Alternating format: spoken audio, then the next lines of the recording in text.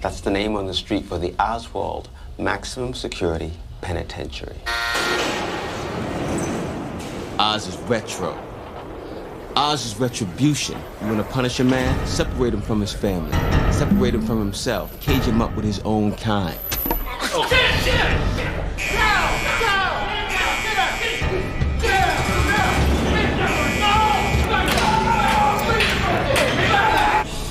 Oz is hard times doing hard time. Timmy McManus. He created an experimental unit inside Oz. A new approach to the prison problem. Some people call it Emerald City. To me, it's a concentration camp.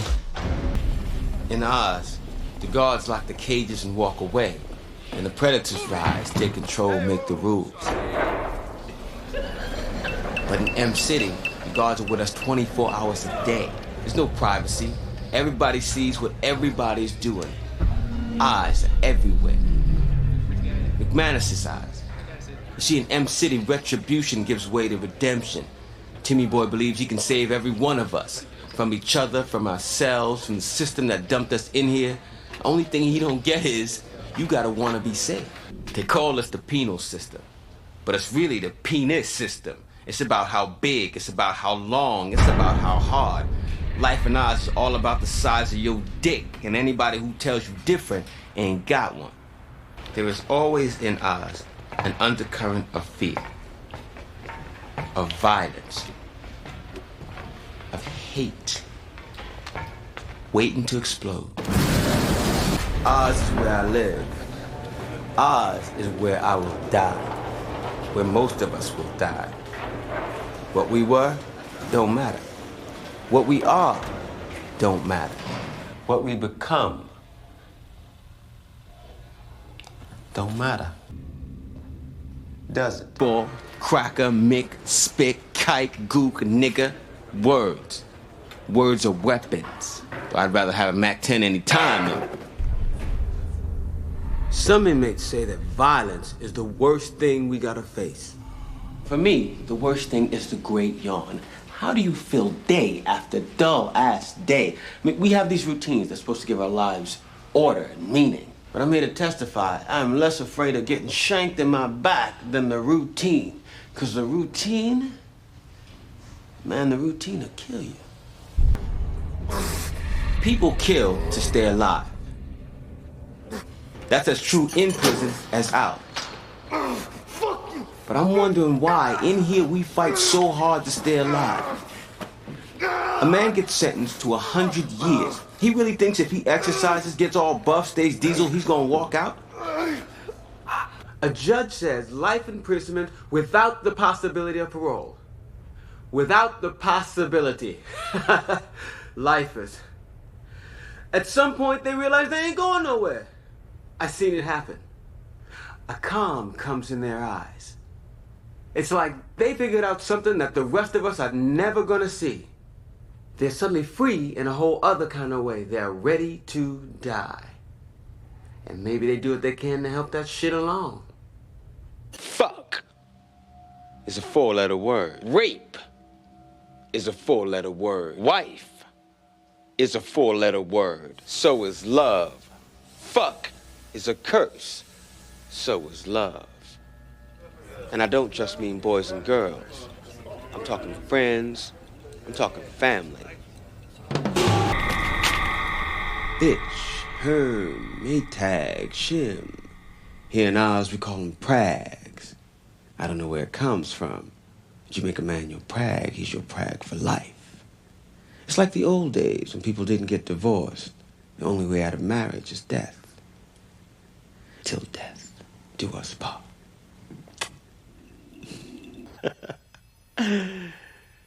You can take a lot of things away from a man. Cigarettes, the gym. You can take his freedom, his legs, but not his feelings. Not his feelings. That's it, Dave. Let me get this off. Pull, yes. A man loves a woman.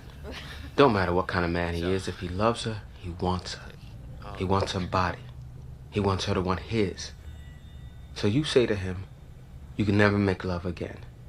You will never touch her in that way again. This is the last time. The last time. Forever. If that's not cruel and unusual punishment, I don't know what is. Sex and death. They're different, but the same. To reach that final moment, that climax, you gotta give up control of your body, of your soul. Another inmate at Oswald State Penitentiary was... And love? Well, if sex is sweet and death is bitter, love is both. Love will always and forever break your heart. In the beginning, God was nothing. So he started making stuff. He made the dirt, he made the sky, he made the water, he made things that swim, things that slither, things with legs. I mean, God turned himself into a big shot. Then a couple of days or a couple of million years, he breathed life into man. And he's been sucking the life out of us ever since. They say confession is good for the soul. You go into a confessional and you can tell a priest anything. Anything. And he can't repeat it. You go into an interview room with your local PD and say what you done, well, the cops are telling the DA and the papers and everybody else. So you do some deed and you want to clean your conscience and still get away with it? Well, tell your mama or tell a priest. In Oz, sometimes the things you can't touch are more real than the things you can. For instance, fear, hatred, loneliness are more real to me than a shank. And a soul, every day, can grow into something you can almost hold. How fucked up is that? In a shithole like this, to first and finally see the face of God. Here's a pop quiz. Name the 7 deadly sins. Come on. You saw that Brad Pitt movie. Lust, yeah, well, everybody gets that one. Huh? Gluttony, sure. Greed, yeah. Envy, sloth, anger, or to be a little more technical, wrath. What else? What else? Let me put it this way. If you think you know the answer and because of that, you think you're better than everybody else, then you're guilty of it. Ha ha! God knows he's perfect and we not. And we can never be, but he expects us to be. And he punishes us if we not, you know what I'm saying? God is the ultimate gangster. The supreme mob boss, you know what I mean? Make us live by his code, deadness if we don't. Yo, he never has to talk to us face to face, and he never has to explain exactly why he does what he does. You know what I'm saying? Nigga sits up there in heaven somewhere, drinking a cappuccino, chilling. Ha ha! Got the whole world in his hands. Ha ha! He got the whole world by the balls. In excelsis Deo and all that shit. In America, we all have certain inalienable rights. Like the right to bear arms and the right to remain silent. But the state has the ultimate right. It can kill us. Due to popular demand, Governor James Devlin revived capital punishment. And he decided that Jefferson Keane, a man he doesn't know, a man he will never even meet, should be put to death. Should be put down like a rabid dog. You swat a fly, step on an ant, squash a cockroach, you don't think much of it. In fact, killing a bug gives you a sense of accomplishment. Fucking ant was ruining your picnic. Cockroach was crawling through your kitchen cabinet. You put an end to their disgusting, miserable little lives and make a better world for everyone. Only for every one you kill, more appear. Bigger. Uglier. Meaner than before. There's this brother on death row somewheres. He checked in when he was 16. He sat there another 16 years while the courts and lawyers argued about this and that. While he waited, he painted a mural on his wall. For all those years he painted, not letting a soul see what he was up to. Finally, when he was 32 and had spent more life on death row than in his mama's house, All his appeals were exhausted. He was about to die. As he was about to be let out for the final time, he finally unveiled his masterpiece. All there was 6 words. Death is certain, life is not. The next day, the hacks painted over it. Peace out. God made sunsets full of color, and God made racehorses that run in a flash. God made the orange, the apple, and strawberries. But God's greatest creation is pussy. I don't mean to be crude or nothing, but you can have all the sunsets, horses, and fruit there is. Just give me all the pussy in the world. Fuck, I don't need all the pussy. Just one a day. Every day. Oh. Sex is a mindfuck. A wad of jizz hits an egg, and bing, bam, you are connected to all these people. These strangers who maybe got the same eyes as you, or the same sort of nose. Or maybe they passed you some cell that makes you drink or do drugs, even if you don't wanna. Even if it's killing you. These gene things are like the shackles they put on us here. They're chains to keep us from moving freely. You gotta be Houdini to get out of them. You gotta be fucking Houdini. Being in a gang is a lot like being in a religion. You got rules to follow, a leader to obey. And at the heart, it's about love. Love thy fellow man becomes love thy brother gangster. But what if you stop believing the religion you've been preaching? You come to see that the hole is still in your soul. That the God/love you thought you had is nothing but a hologram. To belong, you gotta be able to deal. You gotta share power. You gotta share pain. There's some pain that you don't share. Some pain like your fingerprints, that's all yours. All alone. When you pray, do you go into a zone? Does the rest of the world drop away? I never been there. God in coma. I can say an Our Father and think about lunch at the same time. Some people say that if you don't accept Jesus Christ as the Son of God, as your personal Savior, you won't go to heaven. But is there a guarantee that if you do believe in Jesus, you will be saved? Or will God, the great practical joker, leave you hanging? And God said, "Let there be light." And there was light. Well, that's easy for God to say. He's God. But for the rest of us, finding the light takes time. A lifetime. Some say finding God is a glorious thing. They're wrong. It's dangerous. You spend your whole life in a world of men. But when you finally see his power, his greatness, other men fall out of view because you're so focused on him. You can barely see them from the corners of your eyes. You lose sight of them. 6% of the total prison population is 55 and older. That's double 10 years ago. We say 55's old because criminal life adds about 10 years worth of wrinkles. Still, in Oz, you get decent food, exercise, regular checkups. And if you don't get whacked, you live longer than you would in your own hood.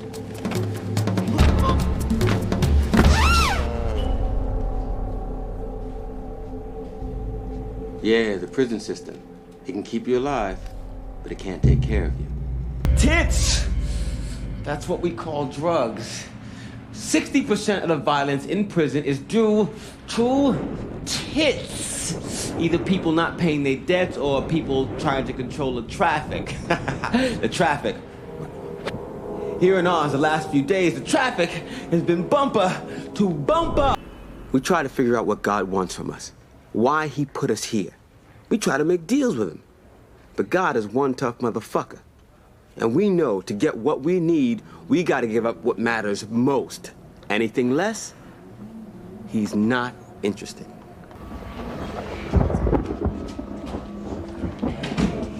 Floods. Look at this. You know how you're always hearing about them people in Iowa or Missouri or wherever, how some big river overflows? The fucking water keeps pouring over its riverbanks out of control, taking out farms and towns and everything in its path. Everybody tries to stop it, but nobody can. Everybody's lives are wiped out. Completely. completely destroyed. And the fucking river, it don't give a shit. It just keeps rising.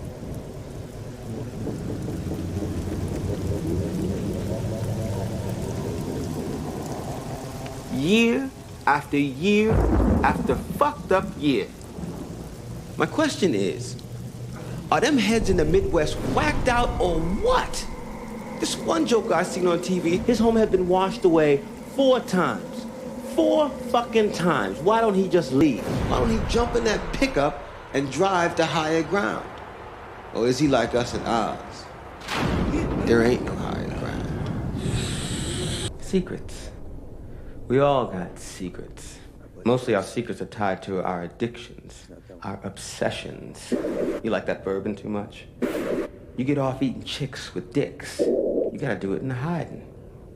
You say you somebody, but you really somebody else.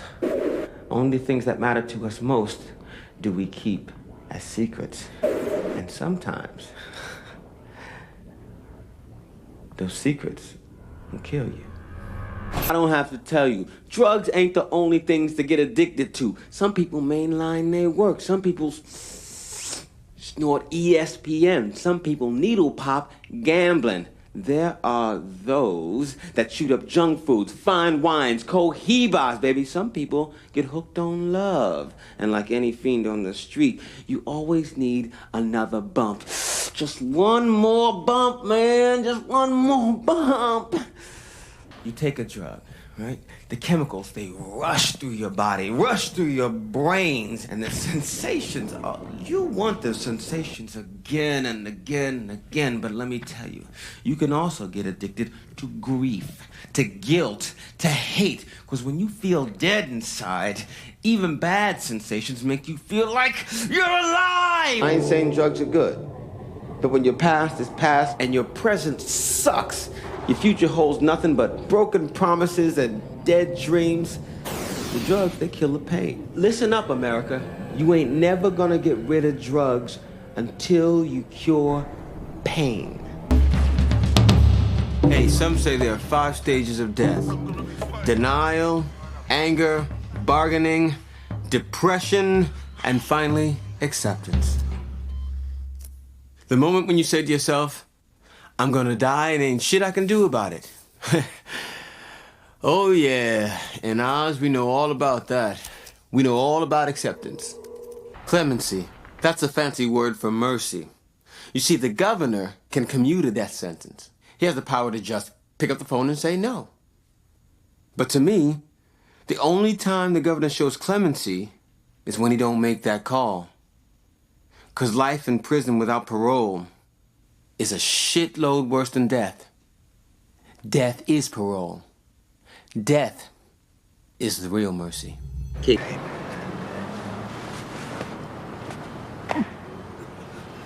It's rare when you say goodbye to someone that you know it's the last time. You can try to say whatever it is you should have said before, or you can just hold on tight. Just hold on, hoping the moment will last you a lifetime. Over 3,000 men and women are sitting on death row right now. Congress has denied state inmates access to federal courts. Congress has also eliminated financing to law offices for death row appeals. The states themselves are shortening the appeals process. In this country, there's now 1 execution every single week. There were more executions this year than any time since the 50s. And we all know how righteous the 50s were. First, the inmates given sodium pentothal, the same anesthetic used in hospitals for major surgery. Then a massive dose of pancuronium bromide that paralyzes the diaphragm. Then potassium chloride to stop the heart.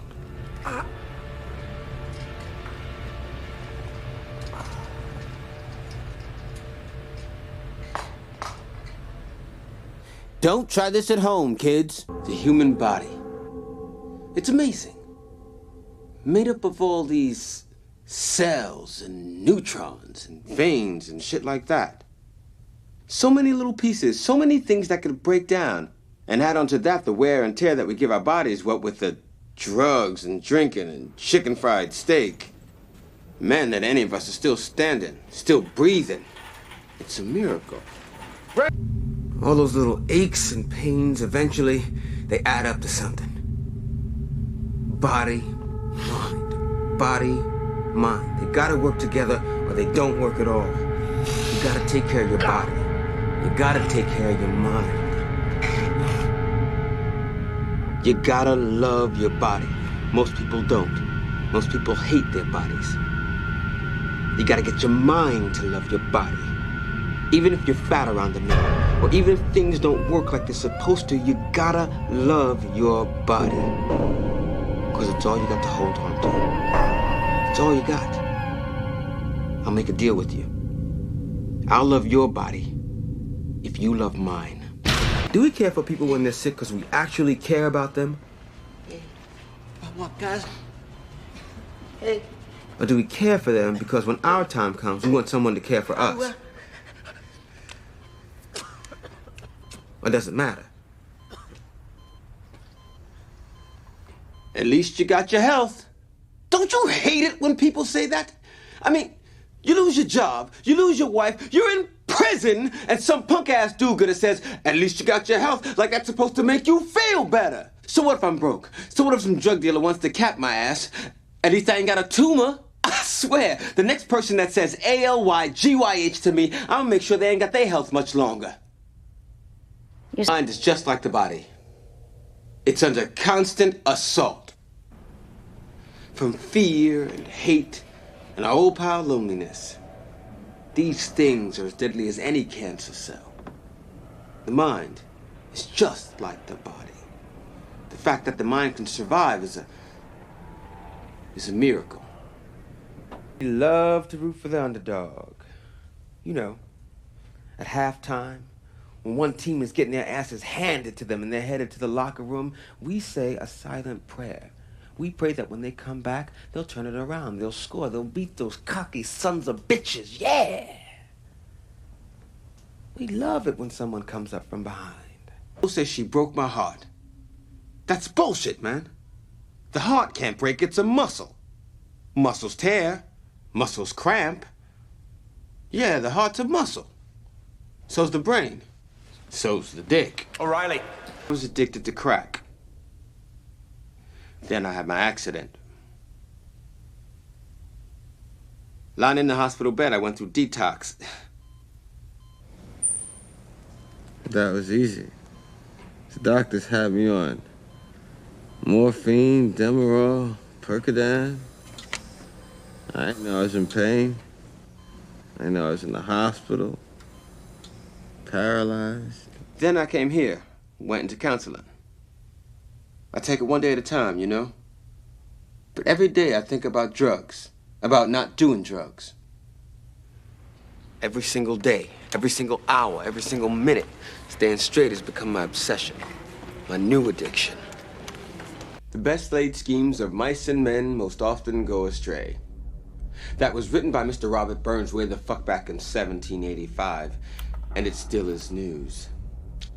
In Oz, we got all sorts of schemes to change our lousy, lonely lives.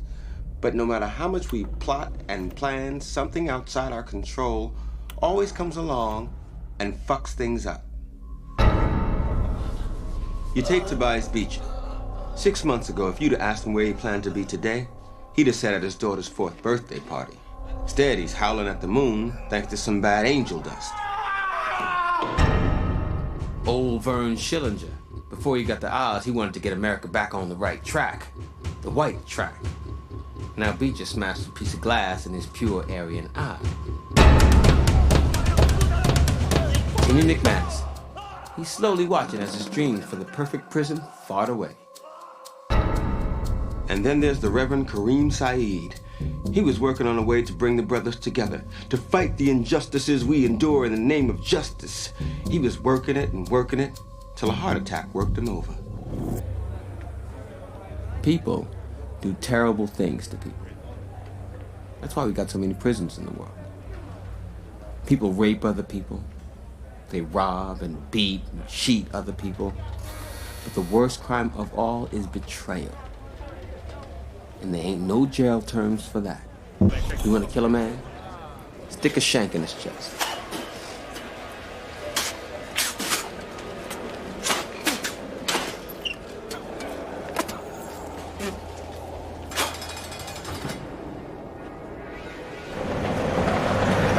You want to torture a man? Feed his loneliness. Fiend him for friendship, for peace. He will search everywhere.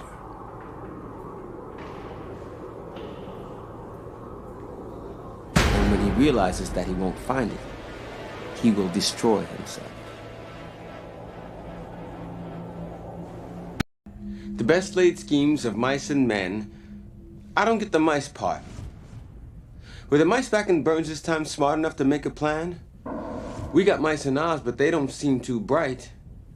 It's the rats you gotta look out for. Our rats come in all shapes and sizes. We all got problems. Impossible problems. And then we meet someone who's got bigger problems than we have. Or at least they can't handle their problems as well. And somehow, their weakness gives us strength. Simple truth number 62. You help someone, you help yourself. So, I did what Sister Peter Marie said. I got myself another hero. And who'd have guessed? It's me. Yeah. I'm proud because my plan worked. I did my best.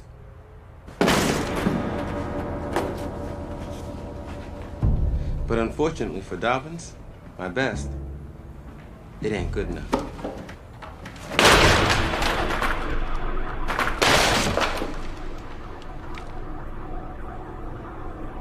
If you listen to the poets, they'll tell you that a big bad event in someone's life changes them.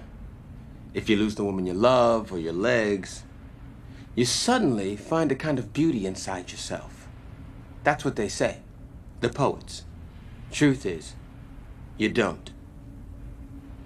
After a big bad event, you only become more of the person you already were. It's after a big bad event that you find out the real person you always were, inside. We think we know what we need. We spend our time figuring out how to get what we want. Who can help us, who's in the way. We make our moves, and sometimes we get lucky. We get exactly what we want. And life gets worse. Simple truth number 22. Be careful what you wish for, brother. Be very, very careful.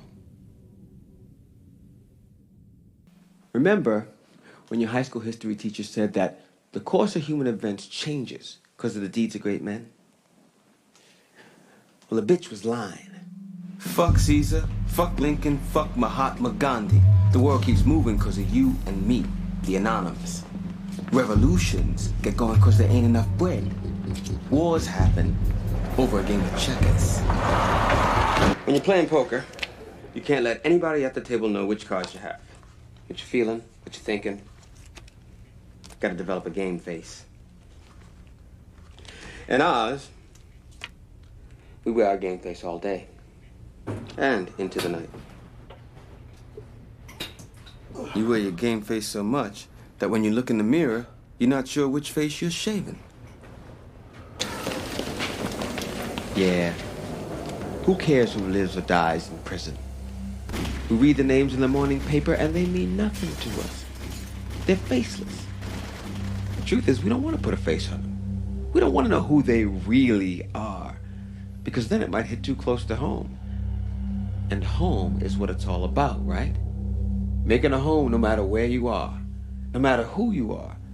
At the end of the day, everybody wants somewhere to rest, somewhere to lay their bones, even if it's in a land called Oz. Yeah. Like Dorothy says when she wakes up in her own bed back at Aunt Em's. It's no place like home. There's no fucking place like home.